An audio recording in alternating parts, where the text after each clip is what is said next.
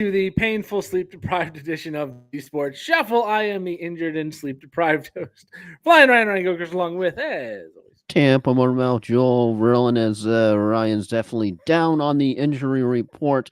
Limited practice, wrist.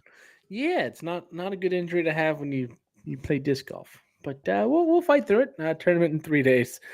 I don't have an option but to fight through it. So yeah, But I will have more fight than the Kansas City Chiefs did. oh my God, it's just hard. It's hard to believe 126 million eyeballs were focused on that game. That 17-0. You're going, okay, when does the scoring start? Then 34-0 is like the original series Star Trek, one of the good Star Treks. We won't talk about Discovery because that wasn't a good Star Trek. I'm sorry. Where you have I did the meme where Kirk is going, Spock scan for the Chiefs offense, and Spock replies, you have to, doing the Leonard Nimoy voice, scanning. There are no positive indications at this time, and oh my God, did you see the Grossi video? The if the Super Bowl were scripted? Not yet. Okay, I know it's up there, but I just I haven't. won't spoil Oh, anything. it'll I'll be be good. It's worth a watch. How yeah, was that?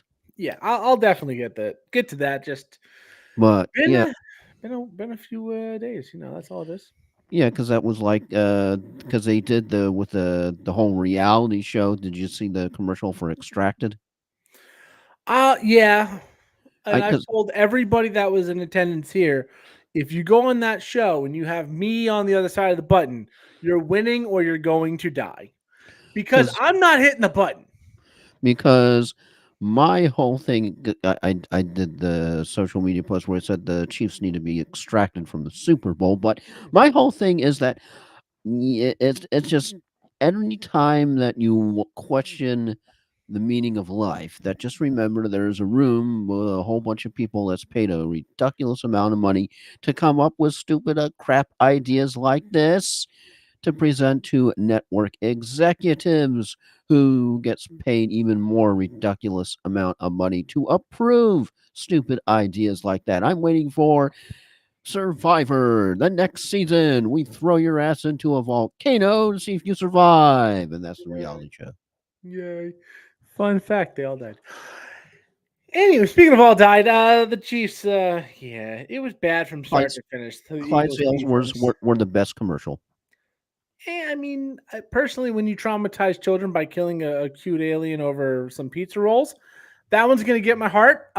Just because watching children scream in terror is a good time for me. Mustache one was funny. Mustache one, Mustache one was good. I will say this, and we've had some really bad years of Super Bowl commercials, including that year where I died. It's like, wait, what? The kid thing, I don't remember what it was about. I just remember going, but that won't happen to me because I'm dead. It's like, what? Why? Why would you do that? This was one of the best years of commercials I can remember. There were enough good ones. There were enough, funny ones. There were enough entertaining The ones. David Beckham one was good. David Beckham one was pretty good with Elmo. Or no, that wasn't with Elmo. That was Roger Federer with Elmo. With the why does your shoes have a QC on its on shoes? And it's like, oh, that's Oh, adorable. and then you had the potty tunity. Yes, they gave you they gave you 30, was it 30 or 60 seconds to get up and go to the bathroom, which I don't know about you, but if you have to do a single, Potty tunity. if you have to take a onesie potty tunity, that may be almost enough time. If you have to make a number two potty tunity, they are drastically undercutting what most people will need. If you had like Um, somebody with like several one kinds of cheeses and a nacho, you may need more than 60 seconds.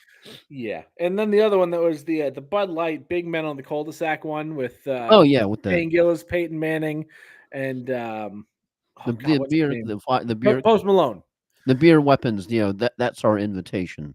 Yeah, sure. Smoker also a lawnmower. No, my lawnmower just or sure lawnmower also a smoker. No, my smoker just cuts grass. Yeah. some good ones this year, which is good because the game was a steaming pile of turds. And Um, halftime show was noise. I'm sorry, I'm old. okay, you're old. Here's my problem with the halftime show. The sound quality was crap. I couldn't even hear, like, I couldn't tell you if it was good or bad objectively because it came through so poorly. And maybe that's the TV, maybe that was just the broadcast coming in here, but we couldn't hear the national anthem singer. We could hear the music in the background, but we couldn't hear the singer. We couldn't hear Kendrick Lamar during the halftime. You could hear the bass in the background, but we couldn't even hear it. So I couldn't even tell you if it was good or bad. I know there's been a lot of talk about drama between him and Drake, and I don't care I about that. I believe diss track has probably been searched a lot this week. Yeah, there's a lot of that. But I couldn't even tell you if that was a good or a bad one. I do know someone got fired permanently for a little protest at the end of that, where they pulled out the Gaza Palestine flag. Regardless of your beliefs on that one, Super Bowl halftime show does not do protests. So yeah, banned from all NFL stadiums and games, both as a worker Well, and I a mean, fan. that's right up there with the two clowns who interfered in baseball, Hmm. and their butts are banned. Yeah, it's not a good thing to do. Mm, mm, But let's mm, quickly talk mm. about this turd of a game that it was because, well, it ended 40-22, but Seven- that makes it sound way closer than it was. 17 nothing, 34 nothing. I mean, that pretty much just I mean, when you have Tom Brady going, well, it's a 5 possession game. Yeah, it was 34-6 going into the fourth quarter. The Chiefs were down I 40-6 before Yeah, getting some points back in garbage time. But yeah. You know it's bad. You know it's bad when and when at halftime the Eagles had more points, 24, than the Chiefs had yards, 23.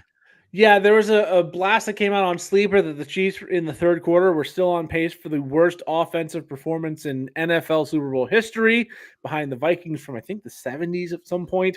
They did come around. I mean, Xavier Worthy, for what it's worth, did have a monster game, most of it in garbage time. 8 catches, 157 yards, and 2 touchdowns. That Pat would have Mahomes, been good in fantasy.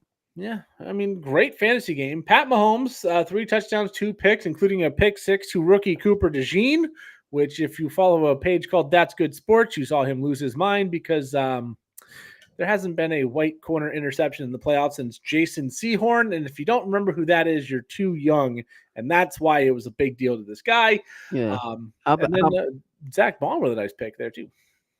Kansas City had also at halftime 1.2 yards per play and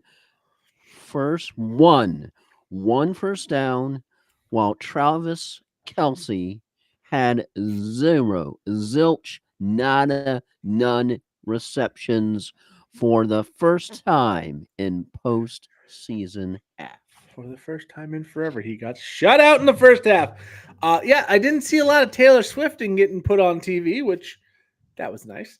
Yeah, Um, it's not I have absolutely nothing against her. It's just I'm tired of hearing about her.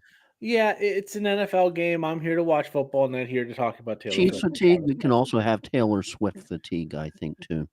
Yeah, but Pat Mahomes leading rusher with 25 yards. Nobody else surpassed 10. Not a good thing. And outside of Xavier Worthy, nobody with more than And keep 39%. in mind, Eagles did not blitz once. Not one time. Jalen Hurts, 17-22 for 221, 2 touchdowns, and an interception. Also 72 yards on the ground, leading rusher for his team. Saquon Barkley, 57 yards. The Chiefs said, we're going to shut down Saquon. And if you read his stat line, 25 for 57, and then 6 catches for 40 yards, you probably would think the Chiefs had won this game handily, but they did not. You mentioned Xavier Worthy, so it's interesting to note that after Kenny Pickett ended up stepping in for Jalen Hurts after the game was well in hand, definite hashtag sarcasm, hashtag major sarcasm there. How about this was after Sirianni had received the Gatorade bath, which was green, Yellow. yellow, no purple. You had all of the prognosticators. This is the year of the purple year. It's going to be a purple year. Nope, yellow green. So all those purple short-term investment wagers gone up in poof. But yeah, If not for that Xavier Worthy touchdown from Kenny Pickett, it would have been 40-14, which would have been the fourth largest Super Bowl margin since 2000. But such as it is, instead, flying, the 16-point margin ranks fifth, fittingly behind, are you ready? The most dominant defensive performances in Super Bowls and that era that include, are you ready? Well, I know Tampa over Kansas City's one of them. Yeah, we'll also have the 2013 Seahawks, Yep, Seahawks two- over the Broncos. That one had to be in there as well. Trying to think. 2002 Buccaneers, along with the 2020 Buccaneers that Yep. also had a depleted Chiefs O line, and of course the 2000 Ravens, who are Yeah, still that was. wondering when they're going to get back to the Super Bowl again. Yeah, we'll talk about. I mean, we can ask the question now: was Well, the MVP yeah, we correct? we can because this was one that I was hearing definitely yacked about earlier today. That you talk about the top five quarterbacks, and now that you have Jalen Hurts winning a Super Bowl, how much pressure do you think this puts on Burrow? It puts on Allen. It puts on even Pat Mahomes, and especially one Lamar Jackson. I mean, Josh Allen, I think, has the most pressure because he's had playoff runs. He's a quarterback of the team, the only team in NFL history that's had a playoff win in 5 straight seasons and not gotten to a Super Bowl. Lamar Jackson, yes, he's got to kick the narrative that he can't get it done in the playoffs. Um, while that's true, you also have to understand his defense has not been doing him any favors. Joe Burrow's gotten to a Super Bowl. I don't think the pressure's on him as much, especially with that Cincinnati defense being um, Swiss cheese, paper thin Swiss cheese is what it is. That's being complimentary. Yeah. Not to mention, I think their leading tackler is requesting a trade. We- Hendrickson may not be back, who led the league in sacks. So, Oh, Burrow is imploring the front office to keep the band together, so to yeah, sort of keep to the sort of offense emulate figured what out the to be. Bucks did with their offense to do that in Cincy. I think they'll find a way to do that offensively, defensively. There's just so much work to be done. We did see the blueprint, though, to win a Super Bowl with the Eagles. It's have a good offense that can do both, primarily running the ball, but they can win by throwing it. Yeah, they ended up And shutting down. They shut down Saquon Barkley, but yeah, they basically challenged Jalen Hurts to do it through the air, and he responded magnificently. yeah, and have a defensive front four that can cause pressure without a blitz. That way, you have all those guys in the Under secondary able to shut pressure. down the passing game. Sorry, had to. But yeah, not a great game from a competitive side of thing. Now, if you're rooting against the Chiefs or for Philadelphia specifically, fantastic game to watch, and you can have a lot of fun in a blowout if it's for the team you're pulling for. But as far as a casual fan, well, we're just gonna have some friends over and have some food, and hopefully we'll watch a good game. Not a great night for that, but at least you got some commercials this year, and you got a potty opportunity for the first time ever. No, that was pure commercial ad gold. Okay, flying the game such as it was, Snooze Bowl 59. That's what I'm calling it. That's fair. Snooze Bowl 59, and I think we can safely put it in the rear view mirror now. We're in stupid camel day. Sort of NFL's kind of in the rear view mirror. We are looking ahead to the NFL draft, but I've got some questions, some off-season questions. And these Are you questions ready? I have not heard yet, so I am going to have to answer these on the fly. Joel just said, "I got some questions. You're going to have some answers." Are All you right, ready? yeah, let's.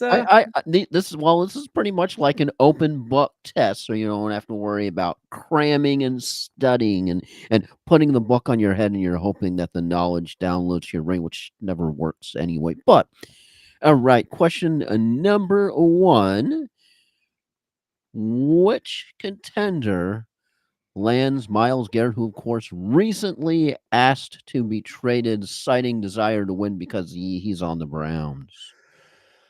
Which team lands him? I know where it would just be absurd if he goes, and that's Detroit. That's where I would like him to go. Put him alongside Aiden Hutchinson to be fantastic. For some reason, I can't kick the feeling that he ends up in Atlanta in a deal that involves Kirk Cousins going back to Cleveland on that contract. Of course, Deshaun Watson re-injured the Achilles. You don't Is know not what's going going to to be happen ready to for him. 2025. That franchise is cursed.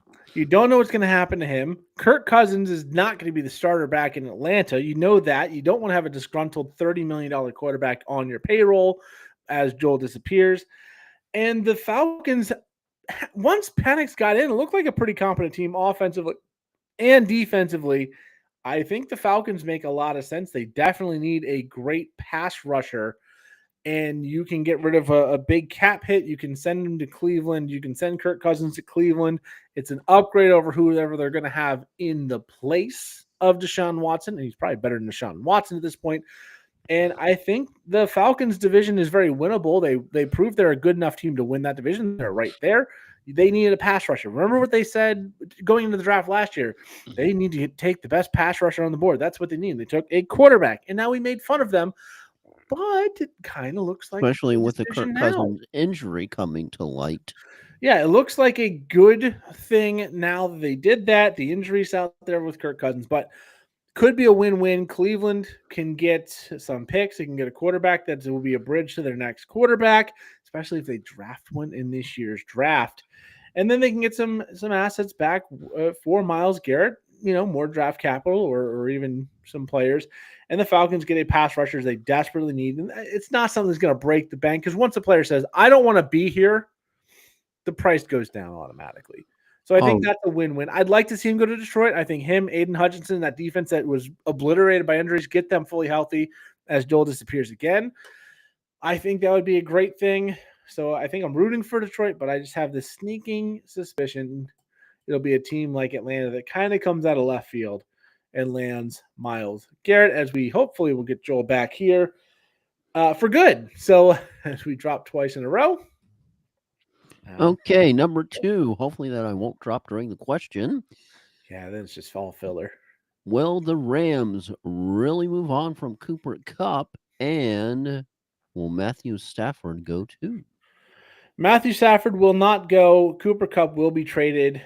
I could see him going to a team like Baltimore, a team like Kansas City. Maybe the Rams try and do something where they upgrade and throw some picks at a team. Maybe they say, hey, we want to go after a guy like Tyreek who's expressed some disinterest in saying where he's at.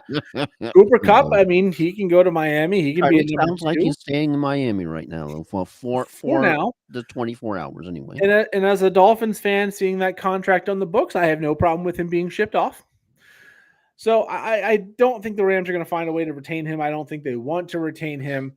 I think he's got a couple years left. If he's better than Adam Thielen was when he went to the Panthers, and Adam Thielen has been a good player for the Panthers. So I think he'll wind up somewhere, a team like Baltimore, Kansas City, somewhere in the AFC. It's not going to go to the NFC. But I think Cooper Kupp's gone. I think Matthew Stafford, if he's going to get released or traded from the Rams, is going to be during the season next year if the Rams fall out of it. They don't have an heir apparent. They don't have the next man up. I think Matthew Stafford's there for at least another year or two. All right, now this next question is going to sort of be a choose your own adventure where you are now in some capacity in charge of the San Francisco 49ers. Which question facing the 49ers is your most pressing need to address?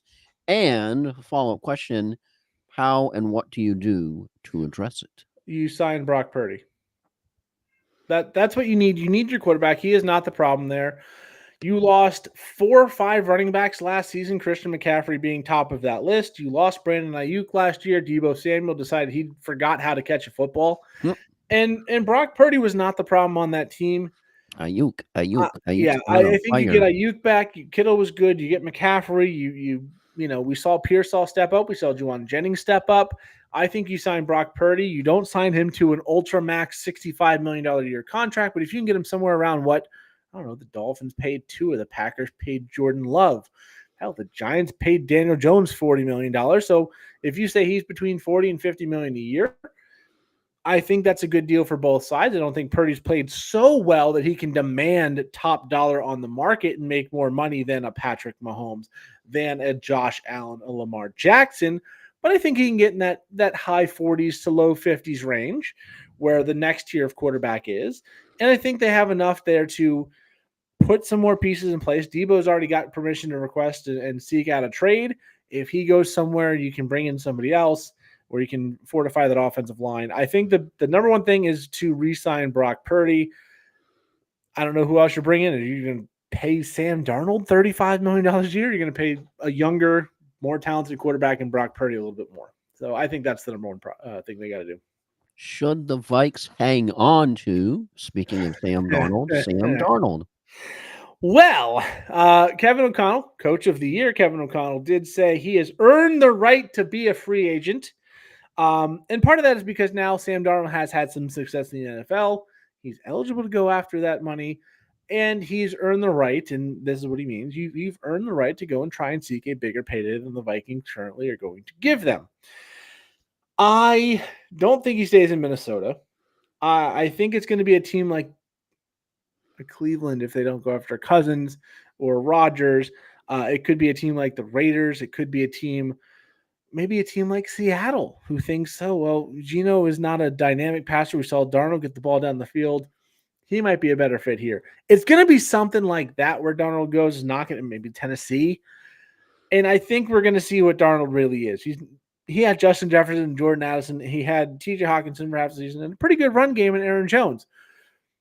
You don't have that in Cleveland. You don't have that in Las Vegas. You kind of have that in Seattle if they want to move on from Geno Smith.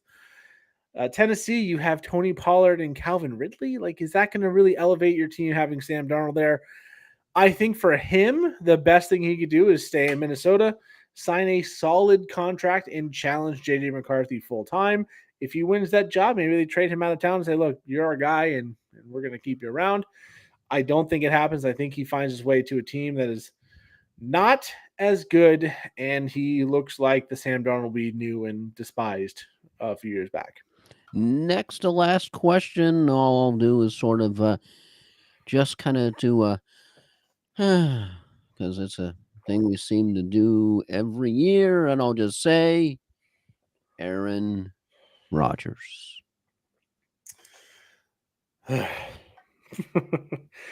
I'm hoping he retires. I know he won't, but I'm hoping he retires.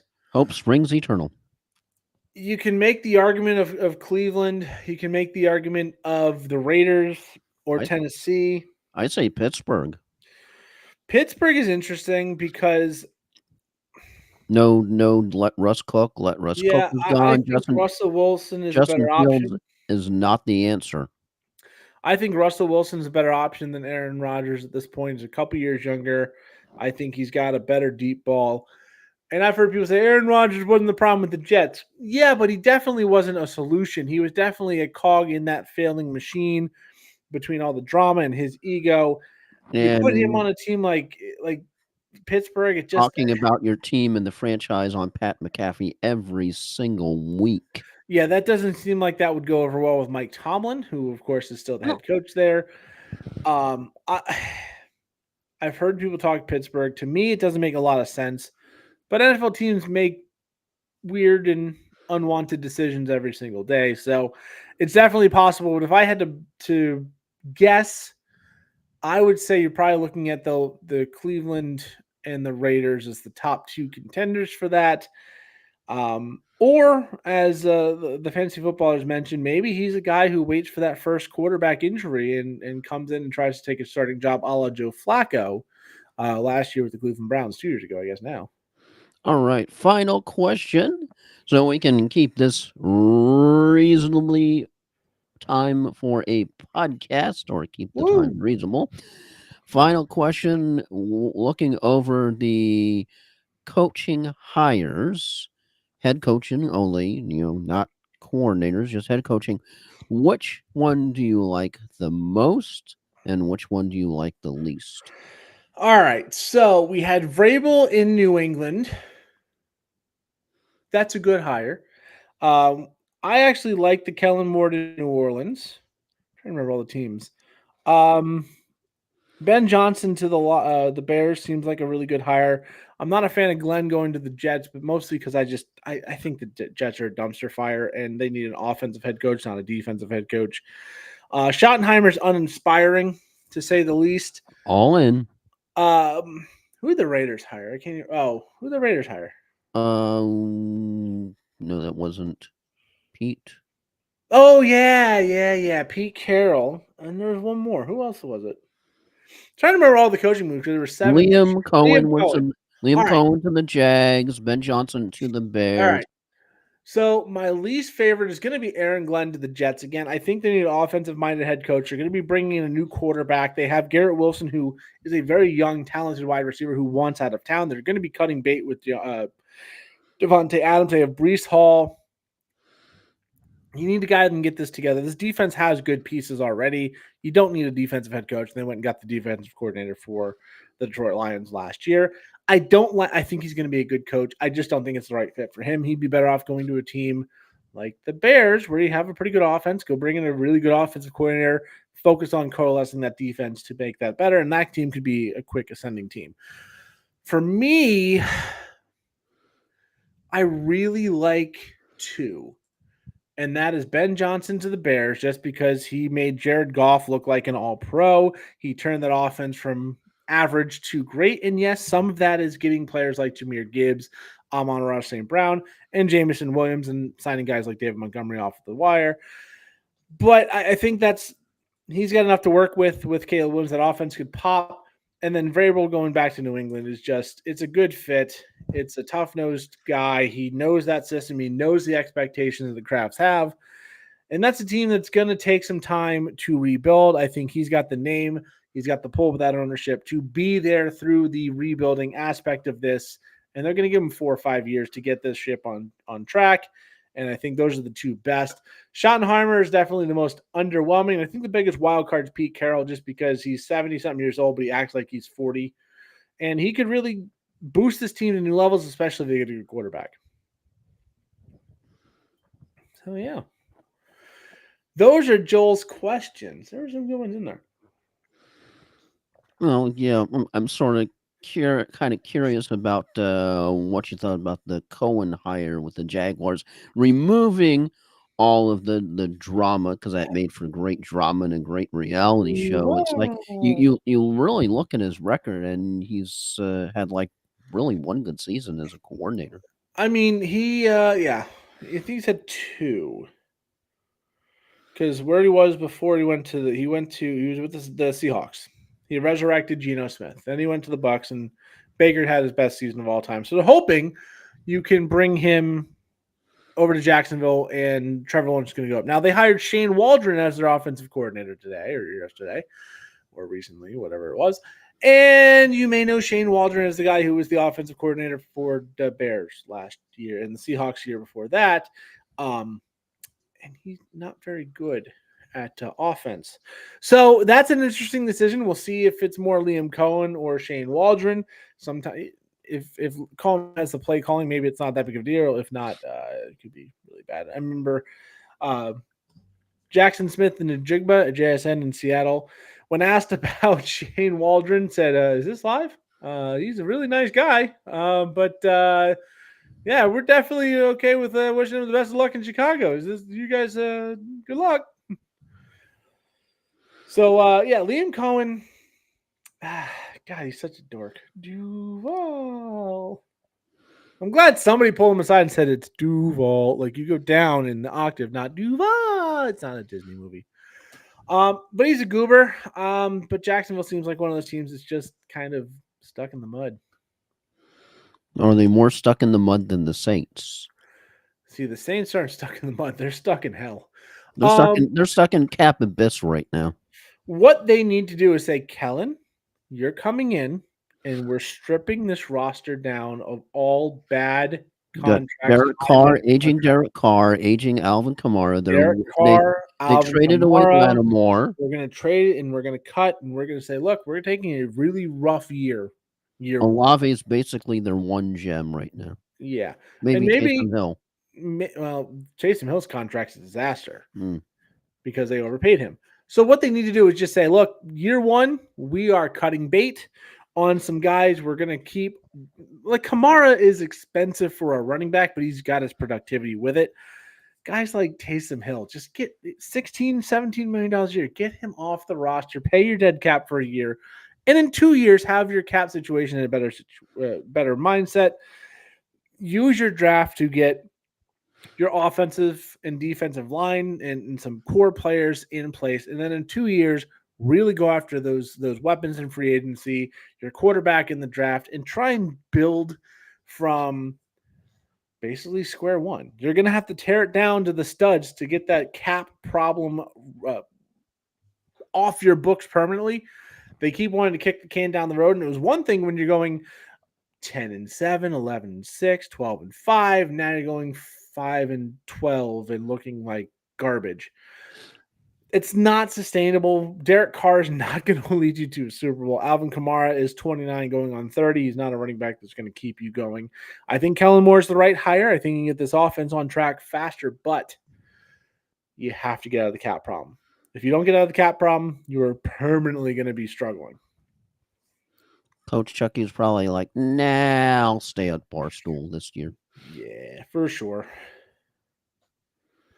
And those are my questions. All right. So, with that, let's get a final thoughts and throw it over to Joel. Well, I figure we could definitely use a good chuckle as I ended up seeing apparently a headline that is one of the, like, is that real? Yeah, apparently there was a stripper who was arrested at a 7-Eleven for assaulting a 7-Eleven clerk with a banana over a big gulp.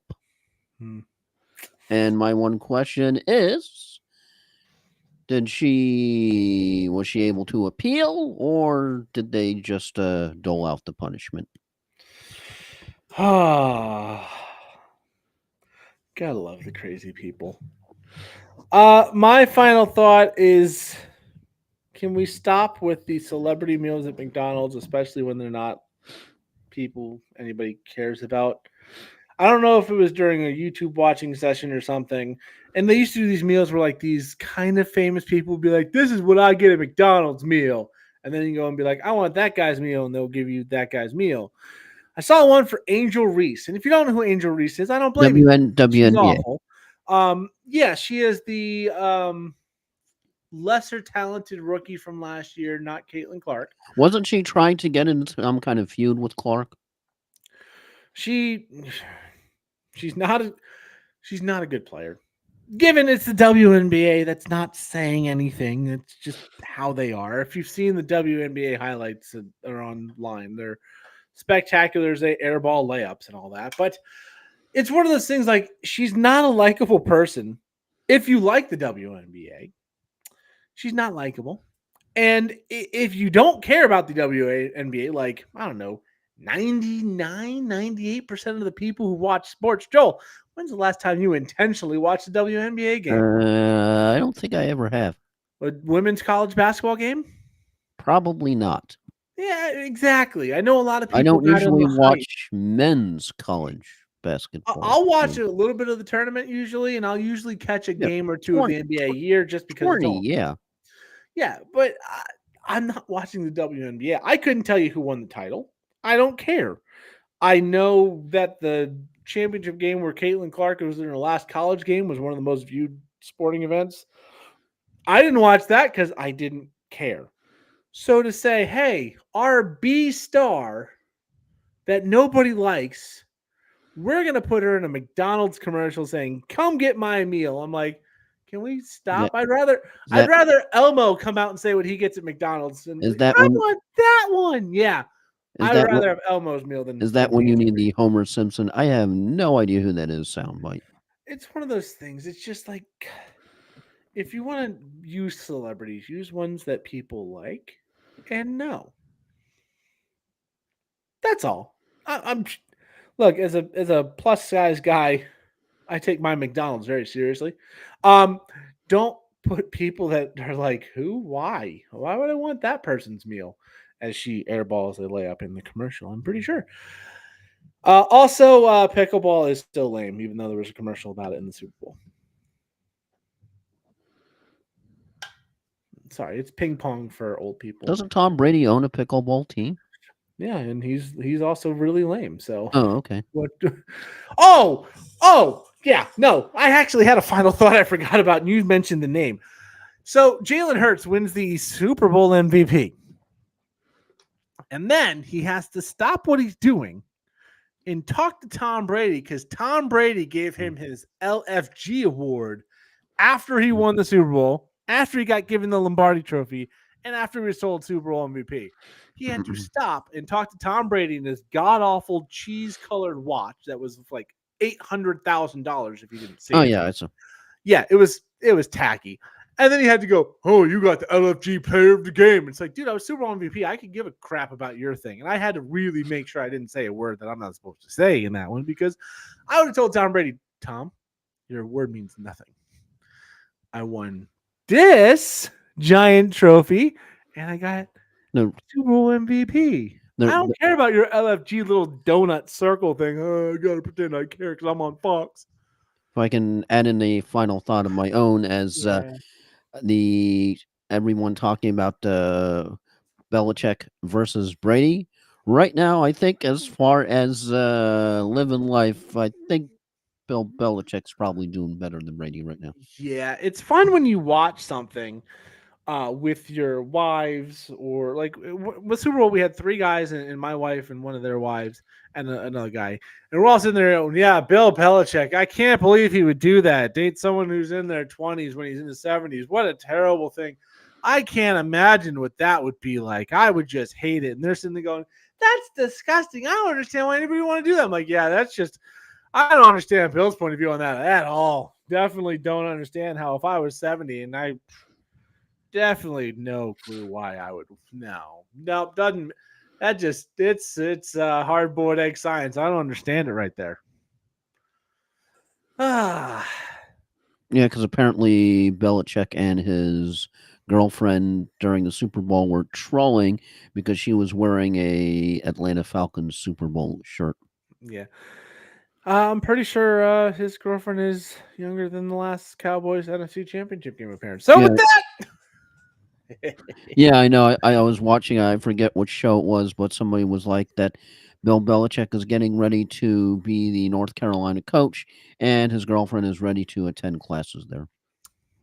Hey, wonder why he went there and not to the NFL this year.